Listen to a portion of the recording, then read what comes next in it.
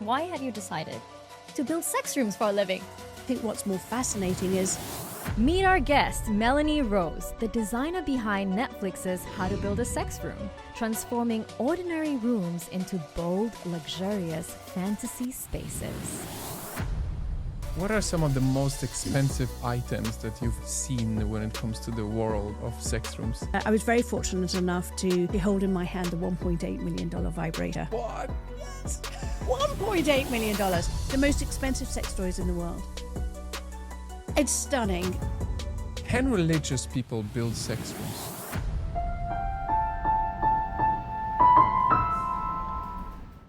Melanie, your Netflix show is by far one of our favorites as a couple. Truly, we binge watched it, and we also realized through your passion and energy, you could do pretty much anything and turn it to gold, I feel. Oh, thank you so much. So why have you decided to build sex rooms for a living?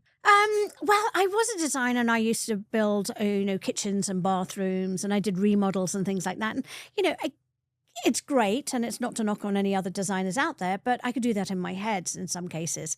And I think designing sex rooms is just so much more interesting because you have to think outside the box. I mean, it's not like you can go to a furniture store, full of bondage, spanking benches and St. Andrew's Cross. You can't do that. So that's what I love about it. And not every room is the same because everybody's wants, needs, and desires are so different. Yeah. And you have such a personal touch as well with them, because I know you would, of course, do that for even someone's home or kitchen, like you said, but there was something beautiful about seeing the way you interacted with the couples and how you let them explore new things and see what they want to try out and like have conversations with each other. You felt like the mediator, the one that exposes them to new realms potentially and then Pushes their boundaries. Yes, and your little bag of tricks. Oh, my bag of tricks, yes. Actually, in real life, it actually comes as a suitcase. Okay. Suitcase Yes, tricks. a suitcase. Normally, because it's like my company is a bit almost like a concierge. So if I'm talking to the clients, my private clients, and I get a feel and sense of what they would like, then I take my suitcase to them, and then I have toys in there, which is why I have an extraordinary range of toys at home, so they can touch and feel everything. Why do you think so many people still associate sex rooms with this like dirty, disgusting elements, dark? When you say sex rooms, they instantly think of dungeons. Now, that's okay because, people, if they want dungeons, they can have dungeons. And I think that came from the world of the BDSM world. And then when you type in that, like a sex room prior to my show, you would see rooms that are sort of like, don't look a little unkempt. And in some cases, if you see people in extreme bondage situations, you then think, okay, that's what it's going to be like. Like a torture room. Yeah, like a torture room. But if you think of dungeons, in actual fact, it is a medieval sort of like prison. You would think about it with straw and, bricks and cold and things like that. So that's what people associate. But sex rooms or intimate spaces are far from that. They can be an area of luxury, which is what I do for a living. Yeah, I saw like spa-like ones and really sensual, soft rooms as well. It was just nice to see the ways different couples would create their perfect ideal sex room. And it doesn't need to look the same. It doesn't even need to be from the same world. And I remember the part when when you did for the cuddling couple and... Oh, yeah, the Cuddle Puddle. Yeah, the Cuddle Puddle. That was for the polyamorous family. And that, I know. I found that quite challenging because it really was for six people. So I've got 6 different intakes to consider of what they want into that room. So that was like, my thoughts were, we're going to do a Cuddle Puddle, fine. Okay, you're not going to find a 9-foot by 12-foot bed. So it has to be custom made, but am I going to be able to get the bed through the fucking door, through the front door, round, angle it round? What about the mattress? I'm going to have to custom mattress, custom linens and things like that. So it's all of those little things that you have to think about as part of the design. Yes. You have to think, how am I going to get it in the room as well? The logistics. Yeah, the logistics technicalities, of it. And the technicalities of it, yeah. Yes. But that room was great. I love the idea of the bathroom, and one of the things that somebody had written on as a comment had been, but it's got no toilet. But there was a toilet there in the bathroom. We just chose not to show it. So it was there. It's just I didn't want it to be the focal point of the ring. Part of the... And there were so many other parts to that room. So, Would you say that was the craziest project you've ever worked on? I've never designed for a polyamorous family. Okay. So considering all of their elements of what they wanted, and, you know, there was the voyeur, which is why I put the little peep, the curtain through so he could peep through to see what they were up to and film it. And then also you had the screen come down, the cinema screen, so they could watch what Arturo had been, you know, filming and things. So yes, with 6 different energies and all converging, especially when you're filming, even if you're not filming, it can be overwhelming. But they loved it. Yeah, they were so happy. Suppose we come to you now. Yes. And we say, Melanie, build Do it us now. our sex room. What would be the exact steps in the process you will take us through? Well, the process, I would say to you, okay, so let's talk about what colors you like. Do you want it to be a themed room? Do you not want it to be a themed room? Is this a room which is going to be, do you want a bed in there or do you not want a bed in there? Do you want it an ensuite bathroom? I'd find all of those, talk to you about those things. But then I'd also talk about the really intimate things. Okay, are you a squirter? You know, do you come a lot? Some men come quite a bit. So that in my mind is then thinking, okay, I need blankets. I would need sheets. I would ask you if you're into water sports. So as I'm asking you all these questions, the items are going through my mind of like, okay, they want this, they're going to need that. And I will come up with those ideas for you. You make a profile of the people and then list. Like a little profile. Yeah, I'll have my notes written down so I can go back on them and think about it, almost like the minutes of the meeting, as it were. And then go back and think what they do like. Do you like pegging? Do you want a queening chair? Do you want a milking bench? Do you want a St. Andrew's cross? What are the elements that you want in this room? How do you want those elements to look in this room? What kind of colors? So with like anything, I would always say do your research of knowing what you want, and it always has to be consent. So what would you see as your sex room? What would you like?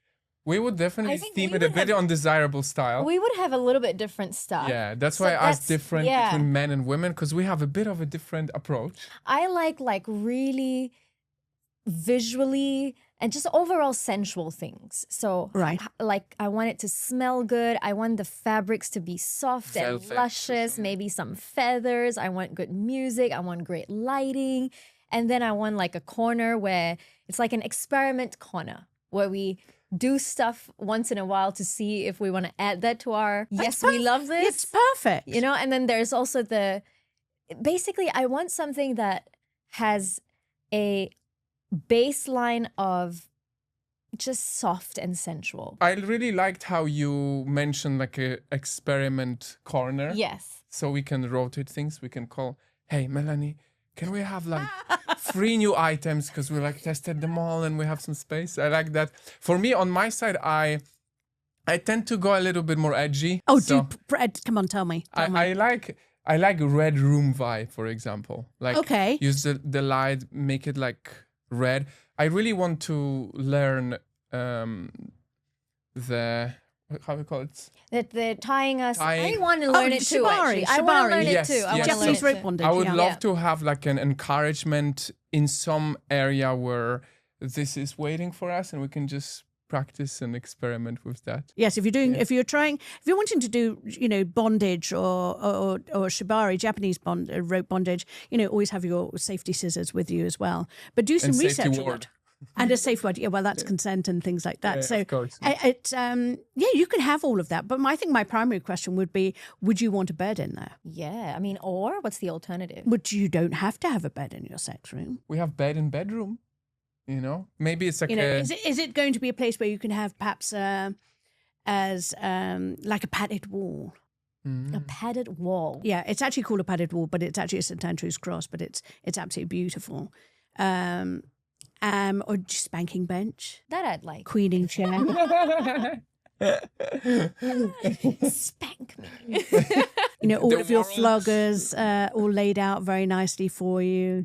What are some of the most expensive items that you've ever seen when it comes to the world of sex rooms? Oh, yes. My friend Colin Byrne, is Australian, and I was very fortunate enough to actually hold in my hand the $1.8 million vibrator. What? Yes, $1.8 million. It's made of platinum. So let's go over what it's made of first. Okay. Platinum, baguette diamonds, sapphires, It's got a beautiful little crown at the top and a key, and you turn that little key and it vibrates. It's stunning. And then he's done some dildos as well, about $300,000-$400,000 a piece. But they're gorgeous. I really wonder who He is the owns them and clientele. he uses them, or he made it for clients? No, he's made them. It's just the most expensive sex toys in the world. Now, if you go to my website under All About Luxury, you can see them there. But I think what's more fascinating is, why did he create these works of art? So, and they are absolutely beautiful, I have to say. I did actually have all of them, over $3 million worth in my house, and at one point, so I was just looking at. They were so beautiful, absolutely amazing. They don't live with me at all; they live with somebody else. But you got to feel it. I got to touch and feel them, and it was just, it's a great experience. Where can people find your website? It's my website is melanieruthRose.com. Perfect. Yes. If you have $1.8 million, Or if you want to know what inspired that. Oh, yes, and if you want to buy one, you can go to my website and you can buy it there. One thing, and I really have to thank you for this. When we watched your show, I remember it so clearly. We were in Croatia. We had gone there for a friend's wedding. Okay. And the wedding is now over, and we had 3-4 days left more to just explore the place. And we did not explore the place. We explored each other. Oh my God, how wonderful. And we have you to thank. Oh my goodness. Really, because we were watching your show. Yeah. And I think what I loved so much about it, so for context, I have a fair bit of sexual trauma from the past. Oh, I'm sorry. Thank you. And what I liked about the show was, while watching people discover what they like, what they don't like, while seeing couples come together and have a conversation around things, like, oh, maybe this might be nice, maybe this might not be nice, would you like this, discussing these things, it actually just made me feel safe because I was the observer. Right. And I was now healing to some degree, just observing people have fun around sex. Whereas I was still at a point where I associated sex with danger. Oh gosh, I'm so sorry. And fear. Oh gosh, and yes. here I'm like, oh my God, it's colorful and it's fun and there's feathers and she's happy. And look at him saying, I want to know what you like and what you don't like. And there was just something really nice about seeing these couples want to learn each other. I think that's really important. It is about conversation. I got a lot of DMs when the show dropped about people saying, I'd never been into an adult store. And before, with at all, full stop, with or without each other. And, somebody had gone, as a couple had gone in and actually thought, maybe we'll buy a riding crop or a flogger and just see if it's something that we like. And I think that's what made the show so successful, was it was also very educational. So as you said, and also sex can be funny. If you're role playing, I think it was one of the clients, and I've forgotten their name, I think it was Dave and Megan, I can't remember now. But, we talked about role playing and he was like, oh my God, I've got to think of a backstory. I was like, you don't have to think of a backstory. It's okay. You got stressed. Yes. You're not, yes, and there's a bit of tension. It's okay. You don't have to think about that. You can if you really want to get into it. But if it's going to cause you stress, don't do it. Because this should be fun. If it doesn't work, laugh about it. It's okay. Yeah, it happens to us. Like sometimes we'll do role plays and then I'll forget that I was in character and then slip up and we laugh. But that laughter is part of the fun. Yes, it is. It has to be part of fun. Sex cannot be taken, too seriously. Can religious people build sex rooms? I don't see any reason why not. Based on my experience, we have a large social media following and we sometimes post things. People go crazy when they just see a tiny part of body. Like we will have moments when we celebrate birthday, for example. And we had one photo where I'm like wearing a towel and you can see my stomach. Like I was quite fit at that time, so I had a bit of a six-pack going and stuff. We loved it. I was in showing one story, over 8 hours, we lost 10,000 followers. Why? In one story. Why? And I saw the messages and they all came from people who are religious. Because they're like, why are you showing this? This is only for your wife. It's like this idea that you know, like just being proud of either your body or sexuality is a sin. Doing my research, if you go back to the Greek and the Roman times, right? They had frescoes of men fucking men fucking women, women fucking each other, and they had all this beautiful pottery which depict erotic scenes and so forth. Now you can go back through history, starting with the Greeks and the Romans, and then come up to the 60s. So when did it stop being okay to stop talking about sex or to have it visual? Mm. And what was the purpose of that? And I think it might be that it comes down to religion. It does, yeah. Yeah. That was when this changed so much. When people can be so free about it, about sex back in those days, and then suddenly you see in history it sort of like comes to a grinding halt, and you don't talk about it, and then suddenly now it's like, if you're deeply religious, you can't think about it. But you can't talk about it. I correct me if I'm wrong. I think that even in religion, when you are in a committed partnership, why can't you have sex? Like, you can have great sex with your wife or husband, right? Yeah, but look, we need to have a guest who comes from heavily religious background and ask them about it, because this is intriguing. Sex is a gift from God as well. Yeah. Exactly. Now, I think the same way, but if you look at Hannah and Wesley, the sheriff on the show, and with Hannah, he was brought up on abstinence tapes. Mm. How terrible is that? Yeah, that's tough. And that's, we're touching on a subject that could anger certain people. And that's one thing about the show is it was, how is this going to be perceived by some people? How is this, there could be a whole group of haters out there. But it was really well received. But it was really well received across the globe. Yeah. I mean, I get people from all over the world saying, thank you so much, you helped me. And, and it's humbling and it's wonderful to be thought of like that. More couples divorce than make it. Right. That is a very high percentage of something that is life-altering, because going through a marriage and moving into the house and maybe having children and then breaking up and going through divorce is one of the worst things that can happen to us, right? While it is undeniable that a very big part of people divorcing is bad sex life. Yes. So why aren't we spending more time doing this, normalizing the fact that everyone is having sex and that you can make it better and it doesn't have to be so predictable? Sex and intimate spaces change as you get older. They're constantly evolving. So how you felt when you were perhaps in your teens or your 30s is going to change how you feel in your 50s and your 60s. It's that more or less relaxed way of like, okay, I like it like this. I don't have to push myself. I don't have to be pin thin all the time. I can explore these types. You just feel more comfortable in yourself to discuss it with your partner. Mm. But I think that comes from a concern about being judged. Yeah. Right. Not easy. That's Between the a worst couple. between a couple.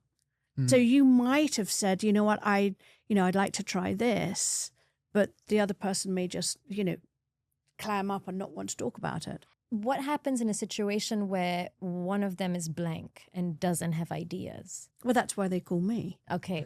So do you list out all the possibilities? Do you show people visually what's available? Or do you suss out based on that person's personality, maybe he or she will be into this? I suss it out by personality. Okay. And then sometimes clients will have like Pinterest pages, or I'll ask them to send me visuals that they might that they like, or something that speaks to them. Mm-hmm. And then I can go from there and go, okay, these are the colors that they obviously like, and this is what they warm to. I'm seeing all the details and the photographs and, the magazine clips and, from the Pinterest pages. And then I get an idea and I get a sense of what they like. And it can be quite telling. Have people's tastes changed over the years? Like, how are you noticing? Like, I really wonder, because you have such a unique job. Is there such a thing as trends? So like, right now in 2025 people like this? No, I don't No. think, I don't know. It doesn't happen like that. No, Oh, okay. I can't say that, 2025 is the year for the fucking machine. I can't say that. I can't, 2025 is What the is year the of the fucking dildo. machine? It's literally a piece of furniture that fucks you. So it's, Oh, Yeah. like, it's different than a sex doll. yes. So it's more for men. It's more for And men. a fucking machine but is for women. It's for women, only? yes. Okay. Well, for women and for men as well. But Okay. it actually is you like a table, or it can actually be set up as a chair, and then there's an item that looks like a dildo. You can attach a dildo to it so it can actually fuck you as well at the same time. And there are so many different types as well. I've seen ones that you can hold, and then you can just Like a gun. like a gun, and then Oh it my just, goodness. and then I've seen really much more technical ones that come from Europe, which are really beautiful and ergonomic, and you've got these seatbelt straps, and then suddenly this dildo can come at you. I mean, they're gorgeous. Wow. As you're talking about all this stuff, I think this is a perfect moment to bring a mystery item, because Yeah. you're talking You about brought all your these mystery items item? and I things. did, yes, I tell us did. what it We is. have a box right here, and we wonder what have you brought, because we actually have no idea. Yeah, I have Right. no clue. You can show us. What's there? It's a really perfect piece for anybody's bedroom. I love it because it's decoratively. It looks lovely, and it's soft, and well, we'll just open it and have a Sure, little look. sis. Why not? I'm going to get my scissors out of here Drink. because I know that I have to use scissors. Okay. That's the most. And it's not a fucking machine, so don't worry. It's not gonna poke you in the eye. Don't It's not worry. going to pick you in the I love how you picked up that I was worried about that. You're like, oh. Okay, let me just. I have my little. Wow. Even your scissors are stylish. Oh, darling, thank you. Little. Oh, and I love the bag of tricks thing. Oh yeah. Oh yeah. Okay, so let's have a little look at this. Maybe even not Um, scissors. This is from the company Liberator. Okay. okay. And this is called the Ravish Pillow.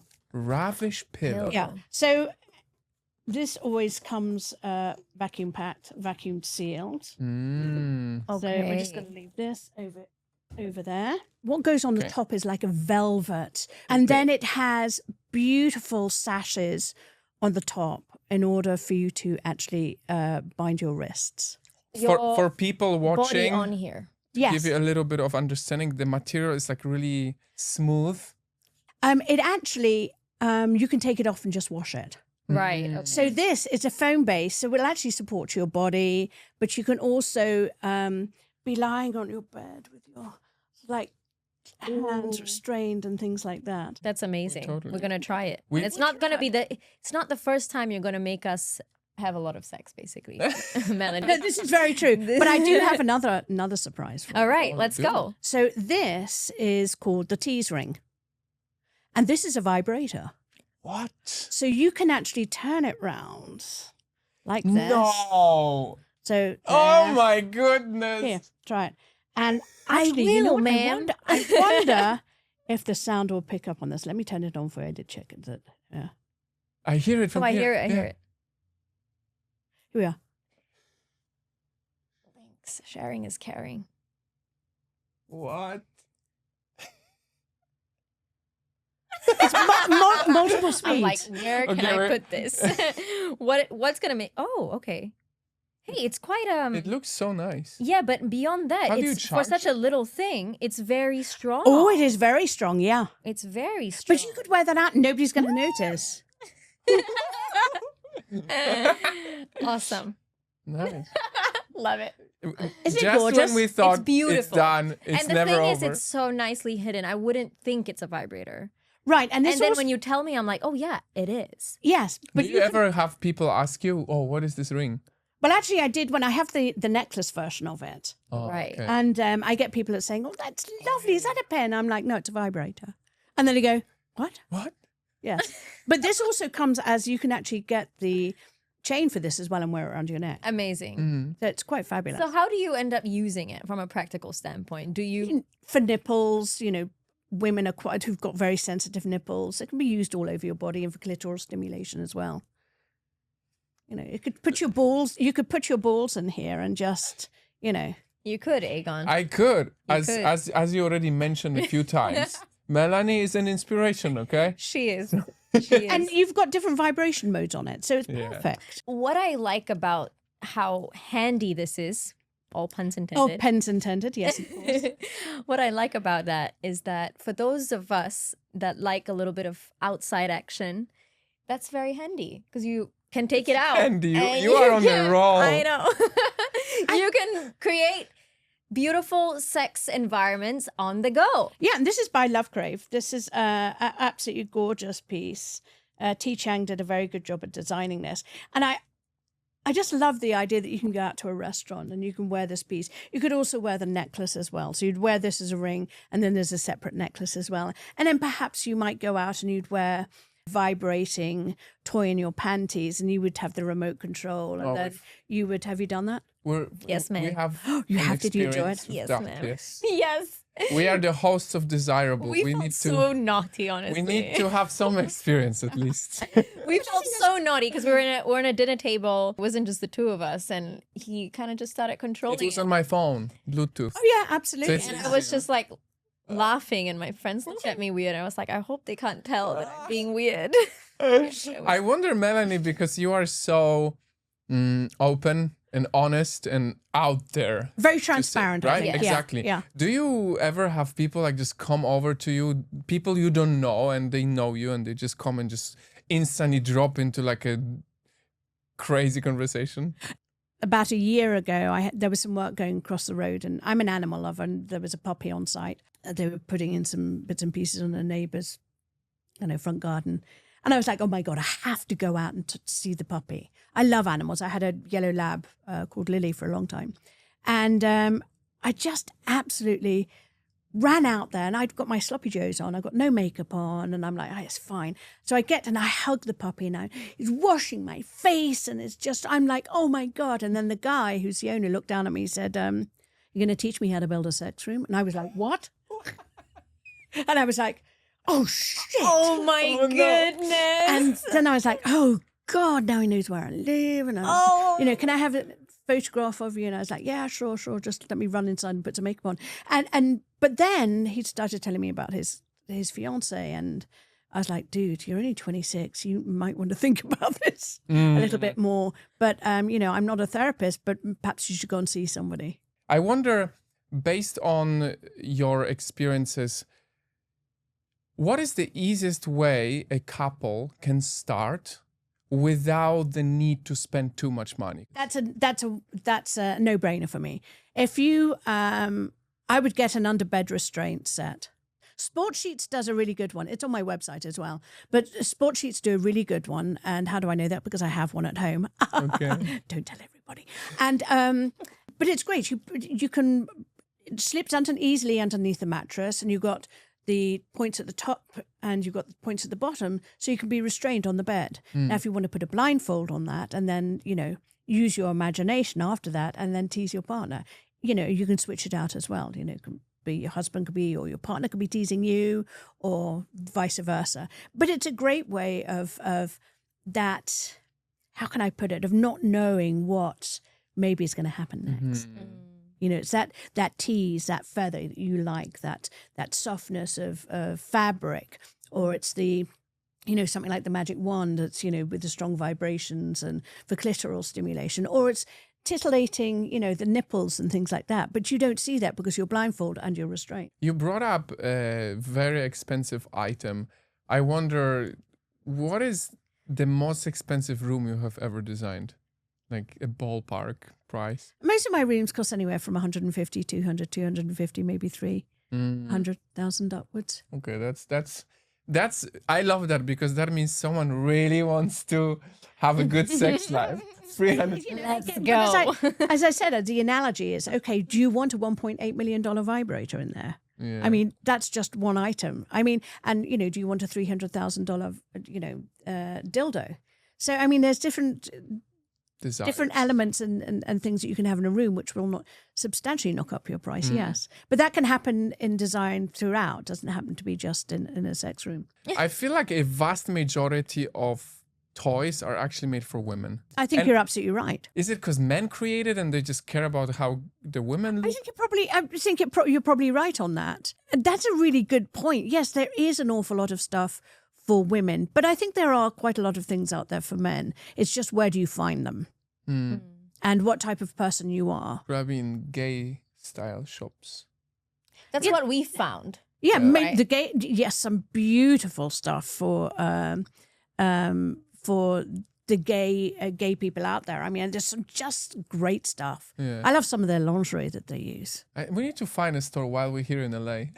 At least one. He always has this moment Yeah, because we because will she sometimes looks- we'll go out and we'll go to like a sex shop together, or we'll go to a lingerie store together, and Yes. I'll get like a beautiful outfit, and I'm really She feeling looks like a myself. I'm freaking goddess. I'm And like, I'm here this is who I'm gonna be tonight, and he's like, what's the best I can do looks wise? Put on like a bow tie and like, he What feels about like, leather jockstrap? what is that? is that the he has got that? No, leather jockstrap. Oh I no, haven't seen that. You really should go to the stock room. the stock room. Yeah. What's that? It's a Writing shame we it down. can't Right. film down there. I suppose I could meet you down there and we could film a snippet or something like that that you could put in instead Is it of the here pic. in LA? Yeah. Oh, that's yeah, the it's- name. That could You be wrote fun. it down? Yeah. It's the stock room, yes. It's just LA really feels like a place because we That's- travel a lot and there's so Oh, many the stock room options is here. lovely. Stock room doesn't open until after 12. Okay. You mean noon? Noon, yes. and- Okay, yes. just checking because you never know. Oh, but it's fabulous. I bought most of the toys from the store there. If you want to up the ante in your bedroom, wedges which actually alter the pelvic angle, so you get better, deeper penetration as well. Wedges, so it's like They're like, Wedge it's pillow. literally like a wedge. Liberator are really well renowned for their wedges, and I really am a great fan of them, which is why I love the Ravish bondage pillow. And another piece of item of furniture that can go anywhere in your house because it doesn't look like it's something used for sex is the Tantra chair. It's like an S shape, and you can use it in your bedroom. Yeah, I had a couple of those on the show. Yeah, yeah. And I feel saw like the this red fits one. your style. Right, the red one. So It was you so. mentioned I this know it one. was so Oh, beautiful. it's That so was a gorgeous, beautiful so one. gorgeous. But it's great for Why toy is it people called Tantra chair? because it's like Kama Sutra. So tantric. Yeah. Okay. Okay. We'll But learn it's soon. just- We're going for our. It's Tantra absolutely retreat. gorgeous. Only 18 inches wide, so, which is perfect. Mm-hmm. I think they do custom ones for anybody that needs something a little bit wider. But it's a great way of getting different positions in sex. I mean, you can only do missionary for so fucking long, can't you? I Yeah. mean, seriously? We bought a book. It's so cute. In one of the sex stores here in LA, and it's like 365 days, and there's like 365 positions for or each things day. you can try out. So we just like open and try something that we've never seen. Some work, It didn't some don't. work, the Yeah, last some don't one. work. But it's fun to just try But I think it. it's always fun to try. Yeah, it's just fun to try it. I really Exactly. wish upon anyone to have a partner that you can actually have fun with. I think that's the perfect. I think that would be the perfect solution. Yeah. Somebody that you can laugh with during sex and have. I've always had this analogy of like you're either making love, which is all just so gorgeous, or you're That's my style. you're fucking, which That's is his style.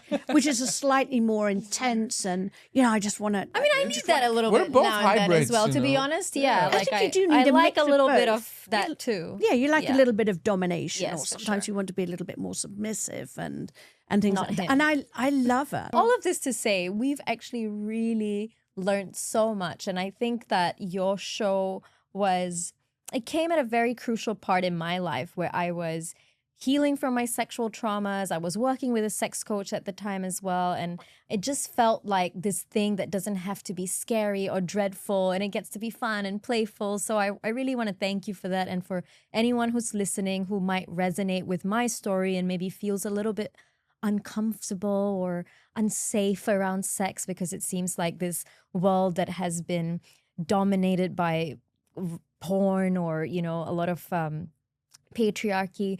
I really want to reassure you that there's a life on the other side that is fun and bright and exciting freeing. and freeing and liberating. And I think ultimately something that also brings, if you are in a partnership, brings both of you together, because it makes you talk about things that you are uncomfortable with, and it also makes you vulnerable to share the things that you're afraid of and stuff. And so I want to thank you for the work that you do. Oh, thank you. Is there any plan of season 2?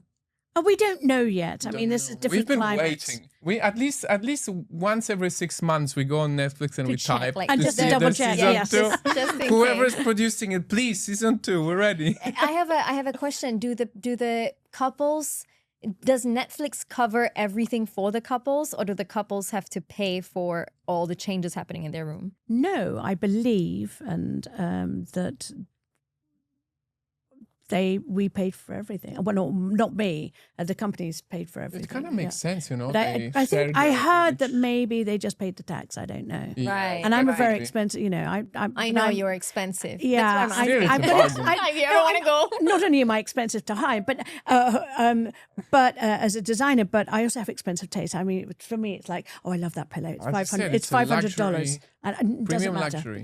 Yes. Yeah. One beautiful thing about being more sexual and open and not seeing this as this like, this is not for me, is that once you realize that this is just part of us, it frees you.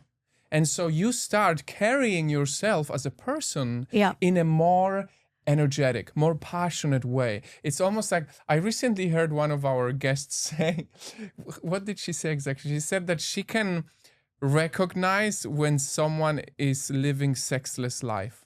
Ooh. Because it is true that very often people who are seeing this as this like taboo and they're not happy, they have a different energy. Yes, I think you're absolutely right. And I've got this wonderful analogy that sex and creativity go hand in hand. Creative Even people. spiritually speaking, like that's your creative portal, right? That's where you birth, and that's True. where you Yeah. come together. Yeah. So it So on makes that note, I think it's just people need to have more conversations about it. yeah, And don't be frightened about it. yeah. You know, it's saying sex is not taboo. Talking about sex is not taboo. It doesn't have to be for procreation. Just enjoy it. Why do you think so many people have this idea that when a woman passes a certain age, there's no sex anymore? Oh my God, I hate that. Tell them. Oh my God, I fucking hate that. It's like, I don't know what it is. I think when you're a teen or something like that, you spend most of your time judging yourself, or, the guys will, gonna have sex with her, and you've got the girls, looking really nice and things like that. And then it's, you get into your 30s and they think, 30s, that's pushing it, isn't it? 40s, goodness, people over 50, God, they don't have sex at all. That's so wrong. It's Are really you harmful. kidding me? Exactly. I think that's terrible. Where do People you that are think 50, this 60, 70, I don't comes from? fucking know where it comes from, but it's really irritating Mm. because people have sex up until, the day they die. I don't know, but it's Hopefully, not. yeah. Well, hopefully they do, yes. That's a nice way to go. I've actually thought about that before. Yes, masturbation. Oh, Exactly. And I this- literally mean, thought about that If there's before. anything that feels the closest to heaven, like Right. this, and your soul is like coming up. Then. I mean, come on. I mean, somebody once said to me, and I can't remember what it was, I think it was during another podcast, and they said, my grandmother who's 80 has a masseuse come round. And I'm like, good for her. Good. Nice. I mean, why not? Yeah. Why is this? Why What is this is this? something that we say woo? Right? It should be normal, right? Sure. I mean, I think that the world would benefit from this not being hush hush and all of that. Yeah. I think I mean, if overall. you don't feel like having sex, that's fine. Yeah, but yeah. don't say that. But that's a personal thing. But don't think that people at the age of 40 or 50 are not going to have sex anymore. How wrong could they be? Some of the women that I've been speaking to, they're in their 60s and they're like, I'm having the best sex of my life because I finally know what I want. I ask for it and I have the sex that I want. Oh, I think that's absolutely because they're comfortable in their own bodies. Exactly. We're not at that young age of going, oh my God, I'm going to be judged. If I don't come, I'll fake it. I'll fake an orgasm. Okay. Well, I have to tell you, I've never faked an orgasm in my entire life. 'Cause- In your I own wish I could life. say the same, Oh but my I've God, faked you have? plenty. I think even I faked probably. What? Why have you faked an I orgasm? think I had a moment when I had to like no shame. We I- will, It's you know. no shame at all. But Yeah. I just, for me, it's like, why? If I'm not gonna orgasm, if I'm not gonna come, then I'll just say it's not happening for me. You know. I But think women feel pressure to make sure that the guy doesn't feel less. but I think that's when you're younger. That's when I Yes, think exactly. it happens the most. Yes, I think agree. it's in When you're younger, it when happens you're the most. younger, it happens the most because you want to be able to impress the other person. Yeah, it's And now I look performative. back on it, it's just like, oh my God, the stress of it. Mm. You know, of like, oh, what does he think of my body? Oh my Yeah. God, you know, are my nipples okay? You know, if I is he going to judge me just because I'm vocal when I'm having an orgasm? Yeah. When you're in your head, it's Difficult. really hard. Like if you're thinking about all of these things and is he thinking this about me? Is my stomach too big? Like all of this stuff that comes to your head, once you're there and you're looping, you are not in your body feeling the pleasure. You know, it's like No, I they absolutely- don't go I hand in absolutely- hand. Yeah, I absolutely agree. I think it's, you know, but look, sex gets better for, you know, I think when you're slightly older because you've gone past that, as we just talked about. Oh my God, it's now like, yeah, I know what's going to turn me on. I know what's not going to turn me on. And yeah, I still like to use my underbed restraints, and you know, I still love to bring that's the other thing, adult toys into the bedroom. Why? So let me ask you this question: why is it that some men, if we want to bring, as women, we want to bring toys into the bedroom, why do some men feel put off by that? I think a lot of This is men the first I'm a hearing lot of of it. men are absolutely terrified of anal. And I mean on them. Right. So I think one of the reasons would probably be that the guys are like, you know, like you can keep it there, but don't use it on me. But Okay, she's not just talking about yeah, but that's just talking about anal. So what Yeah. is it about? Say, for instance, you bring a vibrator in, and you I mean, feel he will be jumping with joy. well, yeah, I know, but why do some men think that they're not wanted in the bed anymore? I know why, because maybe. Oh, because that's what you mean. Because Yes. they feel think like they're that being they are not replaced. good enough. Oh, that is the Yes. level of painful goodness. isn't ego. that terrible? Yeah, that's Wow, that's Oh, a you don't that's need a me lack any- of you that's a don't lack need of me. self-esteem That's a lack of self-esteem. on yeah, on you don't a need me really anymore. high level. On a very high, High level, level, yeah. Okay, now I get what you mean. Yeah. It's like, oh, you're replacing me with a No, toy. that's not how Yeah, but it's not, is It's it? not replacing you. The way you have to look at it is like getting better running shoes. Okay, you can run in Crocs and it's hard. You're I gonna wouldn't fall. even look at it as You better. get help. I will look at it as sometimes I want to wear high heels and sometimes I want to wear sneakers and sometimes I want to wear slippers. That's what I will look Yeah, at but it as a guy, And I'm they're speaking all- from a men's perspective. So Yeah, I know, but it's not better. I use more logical. Like for a guy, you need to provide a sound explanation. Okay. And in my world, it's like you get help. So instead of looking at, let's say, a vibrator as like, oh no, she's gonna use it and she thinks I'm not good enough for her, better reprogram and be like, okay, now I can make her go crazy extra. Right. So Because you, that's your but, help. but I think it's so, it frustrates me. It frustrates me for both partners because it's not, you bring toys into the bedroom to experiment with each other. So would you not, It's playtime. it's playtime. Would you not, as a guy, think watching your partner, you know, female partner, having an orgasm from a toy, would that not be a turn on? Would you not be wanting to masturbate at the same time and, you know, pleasuring? I don't, you know.